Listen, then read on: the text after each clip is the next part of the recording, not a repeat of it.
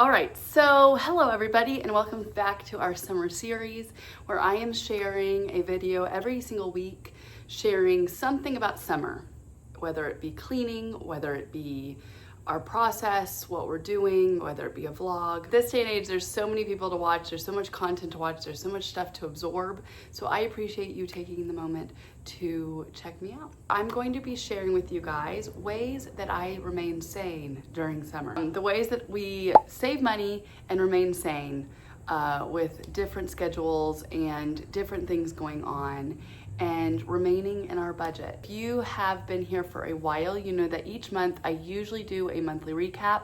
I paused those over the summer just because my goals are paused. I have 3 kids at home, I work full-time remotely, and that means that right now my job is to be a mom and try to finish my daily tasks for my job.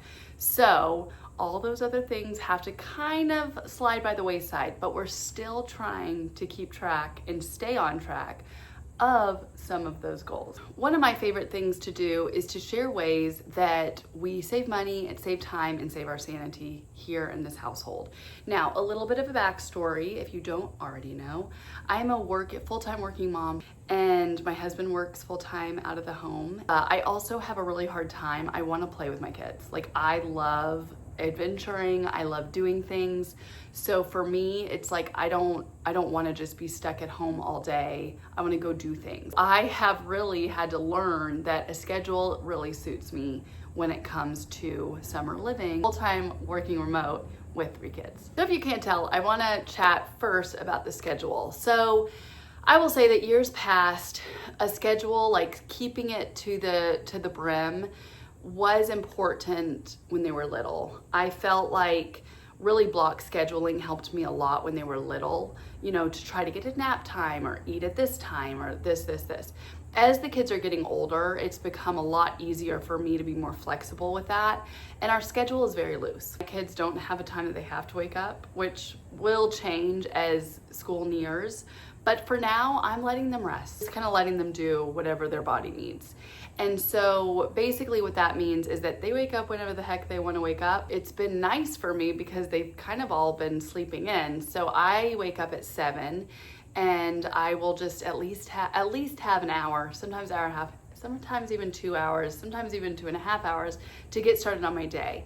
And that has been like a game changer for me because I've been able to get up, have my coffee, do my morning chores, get ready for work, and then get on, see what my task list is for the day, and then kind of like really maneuver what our day is gonna look like.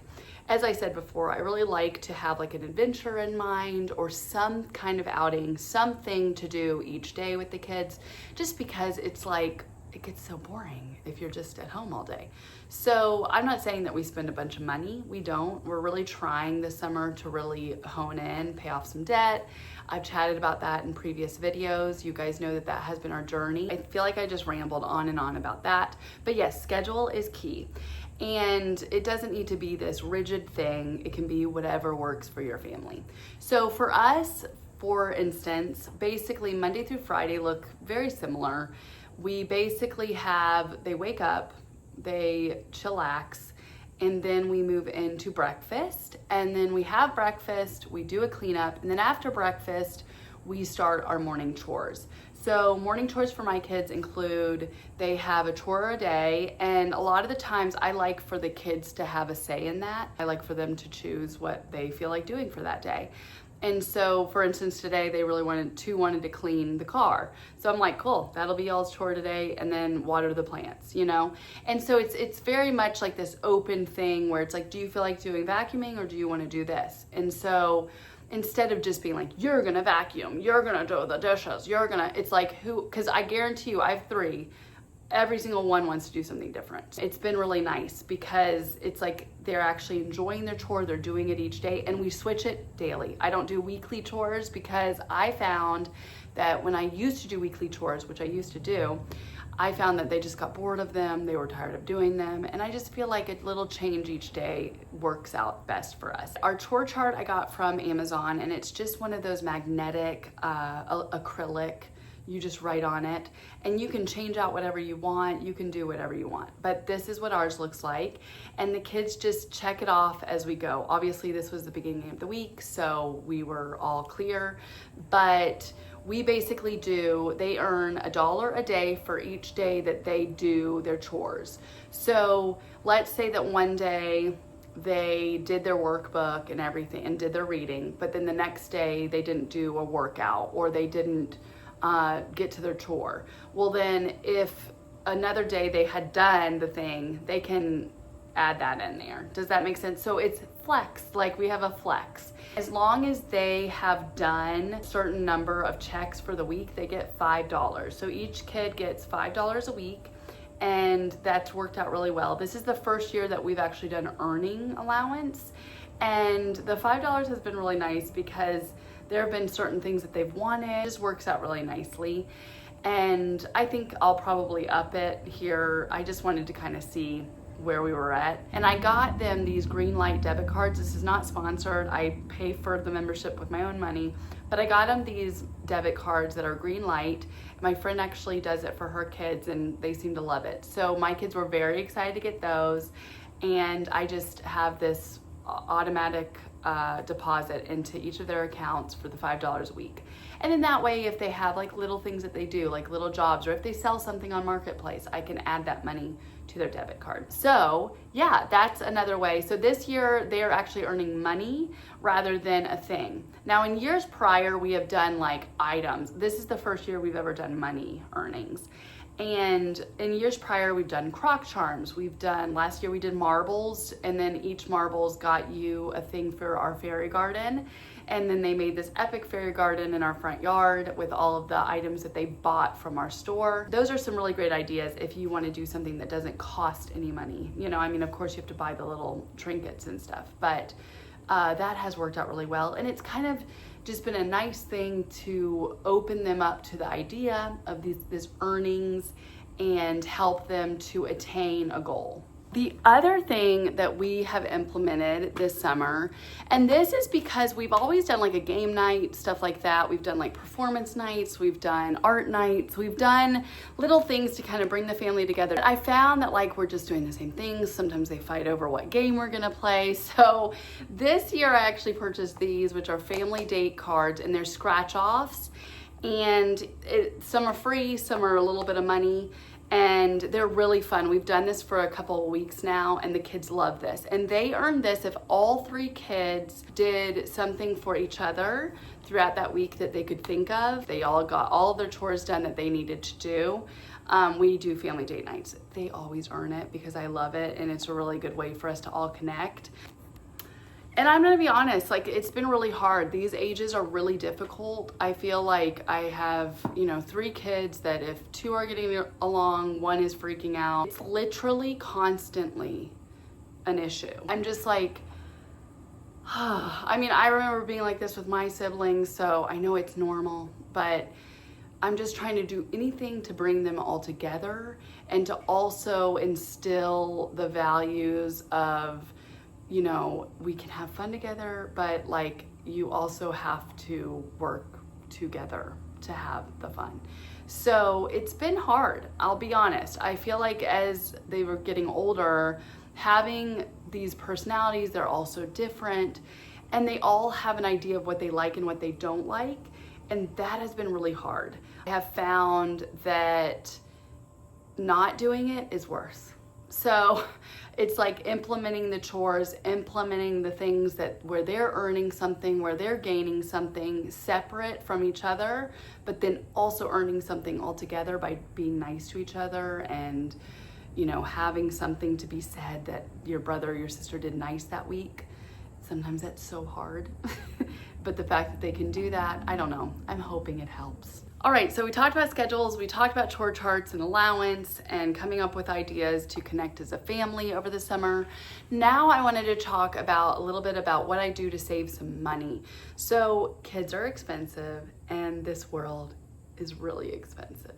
And we have been really trying to save money, as I mentioned before. I think everybody is. I mean, if you're not, what are you doing to be rich? But like, that's just not the vibe here. We both work full-time jobs. We both make a good living, but it still is tight, you know, and it's tough with 3 kids, and they're all in activities, they're all in extracurriculars, they're all in all the things, and we want them to be, right? And so all those things cost money. These are kind of the tips and tricks that I have done throughout the years to kind of save us a bit of money so that we're able to have the funds to do the fun. One of the things that I do, and I think a lot of families know this, but eating from home. I mean, I think it goes without saying, if you eat from home, if you're shopping at the right places, you can save boo-koodles of money. We shop at Aldi most of the time, sometimes Walmart, but mainly Aldi, and then we do BOGOs from Publix. And what I will say is that there are many nights where the food that I make is like 4 or 5 people. I spent like $7, you know what I mean? Versus when we go out to eat and it's about 120. So eating from home is always going to be cheaper than eating out. I mean, I know some people say no, but yeah, I don't know what you're making at home, but if you're using ingredients you already have, if you're really pulling out the things, if you buy in bulk and then freeze portions, you're going to save money. For instance, I knew that we had a camp to pay for, like 2 camps to pay for, and I knew that we were heading to go to Georgia, and I wanted to save some money, and I also wanted to eat up our food. So this particular week, I pulled out the meats that I had in the freezer that needed to be eaten, some of the veggies that I had put in the freezer that needed to be eaten, and I made a couple meals that cost so little, and that really helps us. One particular meal that I made was a meat sauce spaghetti, and I had already had the marinara, I already had the tomato paste, I already had the kale in the freezer, I already had the green beef, or the ground beef in the freezer. All I had to buy was the ravioli, and so that whole meal cost me in that moment like $7. And so I bought the ravioli from Aldi, and I have to get multiple packs because I have a family of 5. And so we ate on that for lunch and dinner, and it was $7, like literally. And so pretty amazing, because the marinara was BOGO, the kale was from like, I don't even know when, I had frozen it. The ground beef was BOGO as well, and I had just put it in the freezer for a random day. I do that a lot when I get BOGO meat. I will put one in the freezer and then eat one in that week because I feel like it's free food.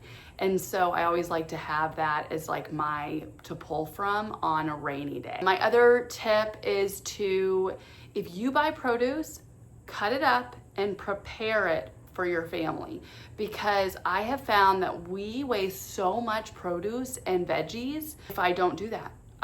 It's like we will waste so much if I don't. It's at least like, you know, a bag of grapes, there's a bunch in the bottom that are all moldy by the end of it.